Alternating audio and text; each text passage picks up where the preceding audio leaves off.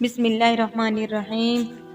السلام علیکم ورحمۃ اللہ وبرکاتہ۔ میں ایک گاؤں کے اسکول سے پرائمری پاس تھی۔ دوسری کلاس میں میری دوست غزالہ سے گہری دوستی ہو گئی۔ اس کے ابو زمیندار تھے اور یہ ایک قدامت پسند گھرانہ تھا۔ غزالہ کا کشادہ مکان ہمارے گھر کے قریب تھا۔ والد ان کے مال مویشی سنبھالتے تھے، تبھی امی کا ان کے یہاں آنا جانا رہتا تھا۔ وہ چھوٹے موٹے کاموں میں غزالہ کی والدہ کا ہاتھ بٹا دیتی تھی۔ بچپن سے میں اس گھرانے سے مانوس تھی، امی کے ہمراہ ان کے گھر جایا کرتی تھی، تبھی میری دوستی غزالہ سے ہوئی۔ وہ بہت اچھی لڑکی تھی۔ اس کی ماں نے بھی اپنے بچوں کے ذہن میں یہ بات نہ ڈالی تھی کہ وہ امیر ہیں اور ہم غریب ہیں۔ وہ ہم سے اچھا سلوک روا رکھتی تھی، مجھے اور غزالہ کو ایک ساتھ کھانا دیتی اور ساتھ بٹھا کر کھلاتی۔ تاہم مجھ کو ان کے گھر جا کر اس بات کا احساس شدت سے ہوتا تھا کہ وہ بہت بڑے لوگ ہیں، امیر ہیں اور ہم غریب ہیں، ہمارا ان کا مقابلہ نہیں ہے۔ احساس کمتری کی سب سے بڑی وجہ ہمارے اور ان لوگوں کے رہن سہن کا فرق تھا۔ ان کا مکان عالی شان، صحن وسیع اور برآمدہ کشادہ فرنیچر بھی ایسا تھا کہ جس کو قابل دید کہنا چاہیے، جبکہ ہمارے گھر میں پردے نہ تھے اور نہ عمدہ فرنیچر تھا، بلکہ موٹے موٹے بان کی ٹوٹی پھوٹی چارپائیاں تھیں۔ میرا ننھا سا دماغ ان طبقاتی فرق کے اسباب تلاش کرنے کی صلاحیت نہ رکھتا تھا، لہٰذا اپنے گھر کی غربت کا احساس ستانے لگا۔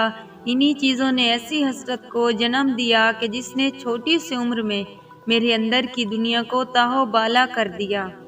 ہر دم یہی سوچتی تھی کہ ایک اچھی زندگی کو حاصل کرنے کے لیے کیا کرنا چاہیے۔ جوں جوں عمر بڑھتی گئی، شعور بھی بڑھتا گیا۔ جب غزالہ کو اسکول داخل کیا گیا، اس کی ماں یعنی بی بی صاحبہ نے میری امی کو مجبور کیا کہ وہ مجھے بھی اسکول میں داخل کرا دے۔ بی بی کے مجبور کرنے پر اماں نے اسکول بھیجا، جہاں اور لڑکیوں کو دیکھ کر میرے اندر زندگی میں آگے بڑھنے کی امنگ پیدا ہو گئی۔ ہماری ٹیچر کہتی تھی کہ تعلیم حاصل کرنے سے غربت دور ہوتی ہے اور انسان کے حالات اچھے ہو سکتے ہیں۔ جن دنوں 5ویں میں تھی، خالہ رقیہ ایک دن گھر آئیں اور امی سے کہا کہ بس اب اپنی بیٹی کی منگنی میرے اختر سے کر دو، یہ 11 برس کی ہو رہی ہے، 2-3 سال تک ودائی کے لائق ہو جائے گی۔ جب میں نے خالہ کا منشا سنا تو دل ڈوب سا گیا۔ خالہ والے تو ہم سے بھی زیادہ غریب تھے۔ خالہ بیوہ تھی، سارا دن میرے کھجور کے خشک پتوں سے چٹائیاں اور تیلیوں سے چھاچ بناتی، کبھی چنگیریاں بناتی۔ ان کا بیٹا اختر بھی کوئی خاص کام نہیں کرتا تھا، وہ ان پڑھ تھا، بھلا اس گھر میں میری قسمت کا ستارہ کیوں کر روشن ہو سکتا تھا کہ امیری کے خواب پورا کرتی۔ خالہ اور اختر حقیر فقیر نظر آنے لگے۔ پہلے ان کے گھر جانا پسند نہیں کرتی تھی۔ اسکول کی سہیلیاں اور ہم جماعت لڑکیاں خوشحال گھروں کی تھیں۔ انہی جیسے گھر اب میرے خوابوں میں بس گئے تھے۔ سوچوں کے گرداب میں پھنسی میں 15 برس کی ہو گئی۔ دعا کرتی کہ خالہ اور اختر سے واسطہ نہ پڑے اور کبھی ان کے گھر بہو بن کر نہ جاؤں، کہ بات زبان سے کہہ نہ پاتی کہ اماں سے بھی ڈر لگتا تھا۔ ظاہر ہے وہ یہی جواب دیتی، اختر سے شادی نہ کریں گے تو کیا کوئی شہزادہ تجھ کو گوالن کو بیانے آئے گا۔ ہمارے محلے میں احمد بخش رہتا تھا، جس کا باپ کمانے سعودی عربیہ گیا ہوا تھا۔ پہلے یہ لوگ ہم جیسے تھے، لیکن چاچا فضل کے جانے کے بعد رفتہ رفتہ ان کا شمار خوشحال لوگوں میں ہونے لگا۔ احمد اکلوتا تھا، سربر باپ نہ تھا اور ماں مسکین سی عورت تھی۔ کبھی احمد نے پر پرزے نکال لیے، وہ ماں کو گردانتا نہ تھا اور باپ کی کمائی پر عیش میں رہتا تھا۔ جتنے روپے چاہتا والدہ سے کھسوٹ لیتا، شہر کے میلے ٹھیلوں میں گھومتا اور نت نئے کپڑے بنوا کر گاؤں میں گبرو بنا پھرتا۔ 15-16 برس کی لڑکیاں تو بس ظاہری شوشہ پر مر مٹتی ہیں، یہ بے فکرہ خوش خوراک اور صورت بھی اللہ نے اچھی بنائی تھی۔ کبھی صحت قابل رشک تھی۔ جب سے ان کے گھر میں خوشحالی آئی تھی، اس کا شمار خوبصورت نوجوانوں میں ہونے لگا تھا، پھر ٹپ ٹاپ ایسی کہ وہ ہر گاؤں کی گوری کا آئیڈیل بن گیا۔ میں خالہ صوبیہ کے گھر اکثر ادھار لینے جایا کرتی تھی۔ جب گھر میں کسی شے کی کمی ہوتی، اماں مجھے ان کے گھر دوڑاتی۔ خالہ صوبیہ کچھ بھی دینے سے کبھی انکار نہ کرتی تھی، کیونکہ میری ماں سے ان کی بچپن سے سنگت تھی اور ان کا دل نہیں بدلا تھا۔ میرا ان کے یہاں بچپن سے آنا جانا لگا رہتا تھا، اسی باعث احمد بخش میرے لیے اجنبی نہ تھا۔ اکثر سامنا ہو جاتا اور ہم بات چیت بھی کر لیا کرتے۔ رفتہ رفتہ میرے دل میں اس کے ساتھ جیون بسر کرنے کے خوابوں نے بسیرا کر لیا۔ اس کے مقابل بلا اختر کی کیا اوقات تھی؟ میں تو اس کی شکل بھی دیکھنے کی روادار نہ تھی۔ اندازہ نہ تھا کہ میرا اندازہ کتنا غلط ہے۔ احمد ایسی صفات کا مالک نہ تھا جیسا اسے سمجھ رہی تھی۔ اتنی تو عقل نہ تھی جو سوچتی کہ احمد جو گاؤں کے بیکار نوجوانوں کے بیچ ہیرو بنا پھرتا ہے، دراصل یہ اس کے باپ کی کمائی کا کمال ہے۔ بھلا اس کے ساتھ زندگی اچھی کیوں کر گزرتی، جس میں خود کمانے اور کر دکھانے کی صلاحیت نہ ہو۔ اس پر طرح یہ کہ 8ویں پاس کر کے اس نے اسکول کو خیر بات کہہ دیا اور اب آوارہ لڑکوں کے ساتھ وقت پاس کر کے بے مقصد زندگی بسر کر رہا تھا۔ جب دل کسی پر آ جائے تو پھر نفع نقصان کون سوچتا ہے؟ میں بھی ہر دم یہی دعا کرتی کہ احمد سے میری شادی ہو جائے، لیکن ماں اپنے ارادے کی پکی تھی۔ وہ میرے بارے میں جو کچھ سوچ بیٹھی تھی، اب اسے علمی جامہ پہنانے کے در پہ تھی۔ جس روز خالہ اختر سے میری منگنی کی تاریخ لینے آئی، ان کو دیکھ کر خود کو کمرے میں بند کر کے رونا شروع کر دیا۔ وہ کچھ پریشان ہوئی تو ماں نے بات بنا دی کہ صبح سے اس کے پیٹ میں درد تھا۔ منگنی کا موضوع دھرا رہ گیا اور خالہ جلدی جلدی گھر کو چلی گئی تاکہ میرے لیے رواداروں بھجوا دیں۔ ان کے جانے کے بعد اماں نے در بجا کر کھلوایا اور کڑے تیوروں سے بولی، کیوں یہ کیا ڈرامہ ہے؟ میں بھی سمجھتی ہوں یہ بال دھوپ میں تو سفید نہیں کیے۔ موقع اچھا تھا، میں نے دل کی بات کہہ دی، اماں تم ٹھیک سمجھی ہو، میں ہرگز تمہارے نکمے بھانجے اور غریب بہن کے گھر کو قبول نہیں کرنے کی۔ یہاں بھی غربت، وہاں بھی ویسی مفلسی کے عذاب۔ میرے لیے کسی کھاتے پیتے گھرانے کا رشتہ کیوں نہیں دیکھتی؟ ماں کو توقع نہ تھی کہ میرے منہ میں گز بھر کی زبان چھپی ہوئی ہے۔ وہ پاؤں سے جوتی اتار کر تابڑ توڑ میری کمر پر برسانے لگی، پھر کہا کہ نامراد 5 جماعتیں کیا پڑھ لی، گز بھر کی زبان ہو گئی ہے۔ اماں نے اگلے روز خالہ کو بلا کر نکاح کی تاریخ طے کر دی۔ میں تو احمد سے آخری ملاقات بھی نہ کر سکی اور ماں نے 3 کپڑوں میں لپیٹ کر خالہ کے آنگن میں دھکا دے دیا۔ نکاح کے بول اختر سے پڑھواتے ہی ماں کا آنگن پرایا اور خالہ کا گھر میرا ہو گیا۔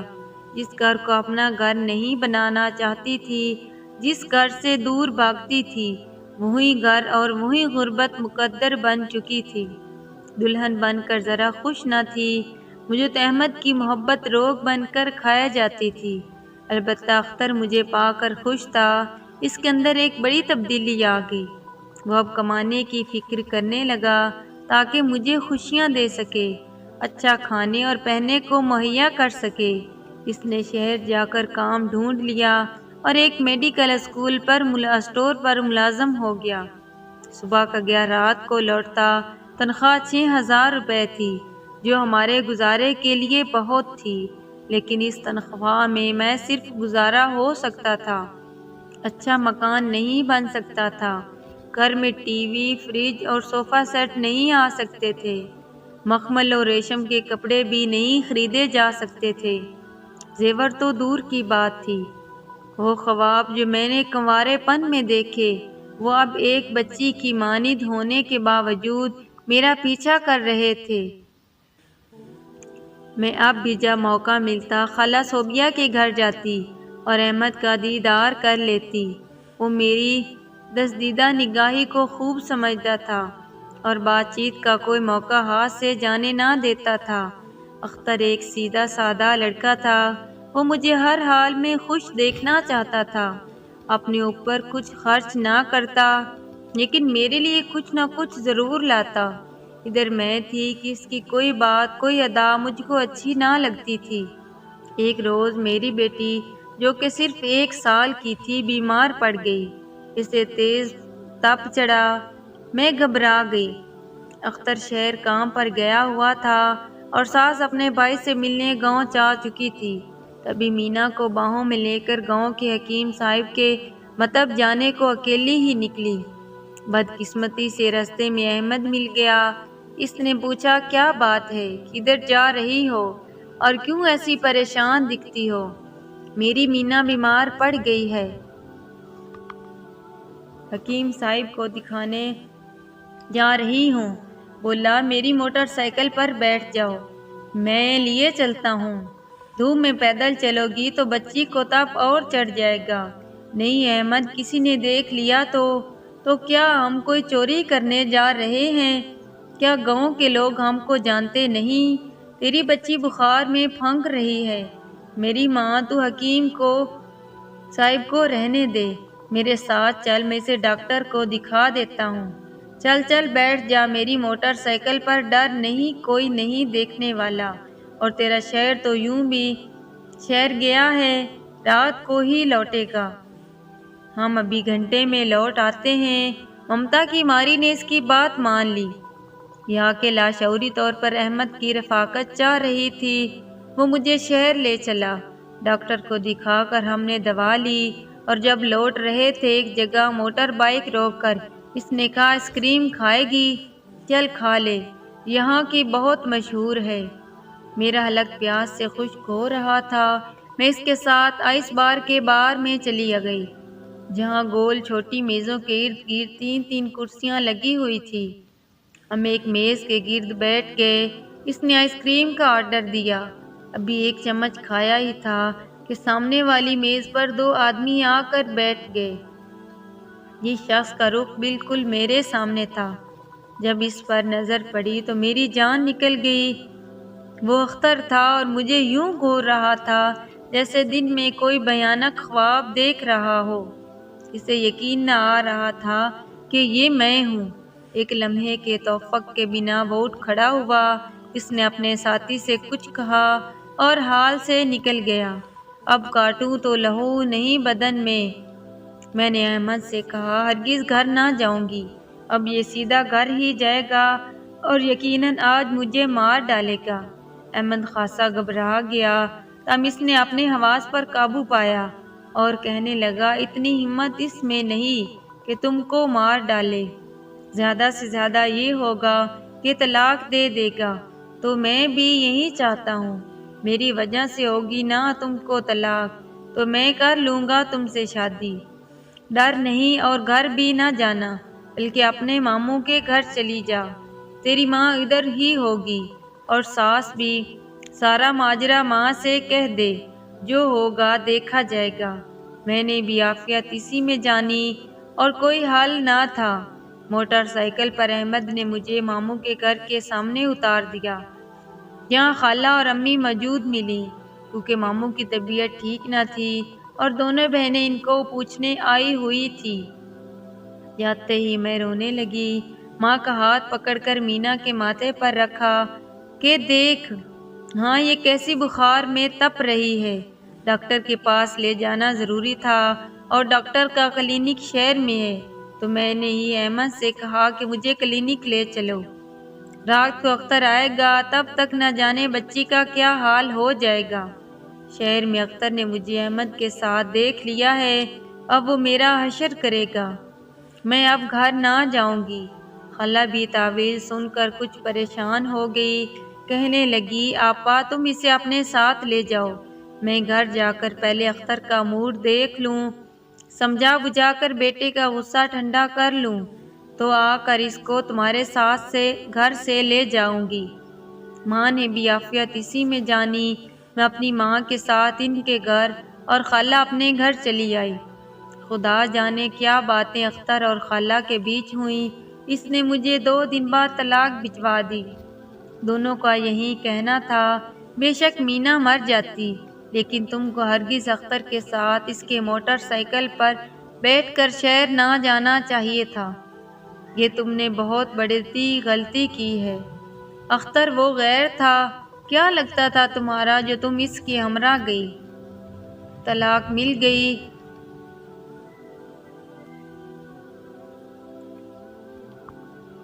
ملال تھوڑا سا اور خوشی زیادہ تھی کہ جو خواب دیکھ رہی تھی اب اس کی تعبیر مل جائے گی، لیکن اندیشہ مینا کے بارے میں تھا، کہیں اختر نے اس ننھی سی جان کو مجھ سے چھین لیا تو کیوں کر جی پاؤں گی۔ اختر نے بچی کا مطالبہ بھی نہ کیا، میری جان میں جان آ گئی اور سال بھر میں اپنی والدہ کے گھر رہی۔ اس دوران جب موقع ملتا احمد سے ملاقات کی کوشش کرتی۔ بالآخر میرا نکاح احمد سے ہو گیا، مجھے میرے خواب کی تعبیر مل گئی۔ چند دن خوشحالی کے نصیب میں تھے، سو دیکھ لیے۔ میری شادی کے 1 سال بعد سرسر صاحب کے بارے میں اطلاع آ گئی کہ وہ سعودی عربیہ میں کار ایکسیڈنٹ میں فوت ہو گئے ہیں۔ ان کی وفات کے ساتھ ہی خالہ صوبیہ اور اختر کی خوش بختی کا سورج بھی ڈوب گیا ہو۔ جب ریال ہی کمانے والا نہ رہا تو آہستہ آہستہ جمع پونجی ختم ہونے لگی۔ ایسی جمع پونجی کب تک ساتھ دیتی ہے کہ جب اخراجات ہوتے جائیں لیکن ذریعہ آمدنی نہ ہو۔ اختر کو کوئی ہنر آتا تھا اور نہ 8ویں پاس کو نوکری ملتی تھی۔ ٹھاٹ باٹ سے جینے کی عادت پڑ چکی تھی، اب مٹی ڈھونے یا چوکیداری کرنے میں عزت جاتی تھی۔ موصوف گھر میں لکھے بیٹھ رہے، پہلے ماں کا زیور بیچا، پھر گھر بھر کا فرنیچر اور آخر میں مکان بیچ دیا۔ خود کرائے کے بوسیدہ مکان میں رہائش اختیار کر لی۔ ہر بار کہتے تھے کس سرمایہ سے کاروبار کروں گا۔ کاروبار کا سلیقہ نہ تھا، جب رقم جیب میں آتی اوباش دوست گھیرے میں لے لیتے اور وہ روپیہ بھی ضائع ہو جاتا جس سے کاروبار کا خیال کر کے گھر بار اور قیمتی اشیاء فروخت کی۔ آخر کار کنگال ہو گئے۔ صوبیہ خالہ نے دل کو صدمہ لگایا اور 2 سال میں اللہ کو پیاری ہو گئی۔ اب وہی میں تھی، وہی غربت تھی اور نکما نکھٹو شوہر احمد تھا جو کبھی میرے خوابوں کا شہزادہ ہوا کرتا تھا۔ اب پتہ چلا کہ محبت کچھ نہیں، اصل اہمیت تو مرد کی کمائی کی ہوتی ہے۔ احمد نے تو صرف دکھاوے کا پیار کیا تھا، اس نے بھی تو دل سے مینا کو بیٹی تسلیم نہ کیا، کیونکہ یہ اس کی بیٹی تھی بھی نہیں۔ مجھے بہت جلد علم ہو گیا کہ یہ میری بچی سے جھوٹا پیار جتلاتا ہے۔ ایک روز اس نے اس امر کا ثبوت بھی دے دیا۔ جب مینا 15 برس کی ہو گئی تو 4 لاکھ کے عوض اس کا نکاح ایک سن رسیدہ سے کر دیا اور میری بچی کو روپوں کی خاطر اندھے کنویں میں دھکیل دیا۔ میں کچھ بھی نہ کر سکی۔ روتی ہوئی مینا کے آنسو کبھی نہ پہنچ سکی۔ اسے اس ظلم سے کیوں کر بچاتی کہ اس کا کوئی والی وارث تھا بھی نہیں۔ احمد نے کہا، شکر کرو کہ عزت سے تمہاری لڑکی ایک خوشحال گھر میں بیاہ دی ہے، ورنہ جانے کا اس کا کیا حشر ہوتا۔ غربت اس کا بھی مقدر بن جاتی۔ خوشحال گھر تو تھا مگر بوڑھے شوہر کی منکوہا کے پاس وہ خوشیاں نہ تھی جو ایک جوان سال دلہن کا حق ہوتی ہیں۔ اب پچھتاتی تھی کہ کیوں اپنے خوابوں کی دیوانی بنی کہ سب کچھ لٹ گیا۔ سچ ہے کہ دولت نصیب سے ہی ملتی ہے، جن کے مقدر میں امیری ہوتی ہے ان کو میسر آتی ہے۔ اختر نے دبئی جا کر میرے بعد اتنی دولت کمائی کہ گاؤں میں محل نما مکان بنوایا اور کار نوکر رکھ لیے۔ اس کی دوسری بیوی سونے سے پیلی ہے اور عیش کرتی ہے، لیکن میں آج بھی اپنی ماں کی طرح محنت مشقت کر کے عشرت کی زندگی بسر کرنے پر مجبور ہوں۔ اس کو اپنا مقدر نہ کہوں تو اور کیا کہوں۔ اگر کہانی پسند آئے تو ویڈیو کو لائک اور شیئر